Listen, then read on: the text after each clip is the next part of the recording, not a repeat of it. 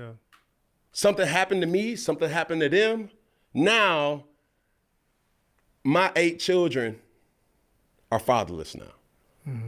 Because now I'm being sued. Now I got something. It's just bigger than what they say, don't make a rational judgment in the heat of the moment.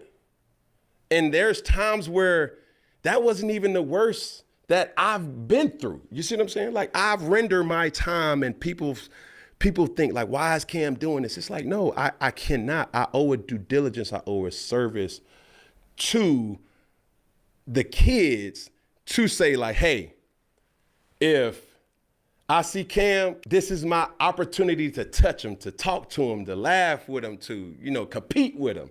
Yeah. This is the only time that they may see somebody. So dare I say I'm not going to ever do it again, but I just let that situation escalate in a way that I didn't, it didn't need to happen. So you said escalate, right? And so what could you, or how could you have handled that situation differently instead of letting it escalate? Man, it's so many different things that could have been done, right? First off, I went rogue, Peg. Not rogue. I scrambled, and I should have just stayed in the pocket, bro. You feel me? But this is what I really want the narrative to be. To every single high school player, to every single person of influence, to every single athlete, use my situation as a way to understand that in one moment, in one decision, your life can change. Just like that. And I let my emotions get the best of me. And it should not have been called for.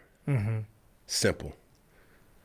And with that, I apologize to anybody affected. That's Steph, that's TJ, that's their organization, that's C1N, my organization, that's my players, my parents, my staff members. And when you really debrief from days after, it really puts things into perspective. And I tell you this, my president of my program, Kendall Ogle, person who I have high regards for, he called me, and even though he was empathetic to understanding where I was coming from, he simply said, Cam, that cannot happen. You mean too much to too many people. Too many people are betting on you to keep their lights on. And when he said that, it's never mind me as a father. Because when I say Peg, I think about you. I think about the kids who look up to me, and also whether they verbalize their appreciation or just stare in amazement. I feel like I let them down.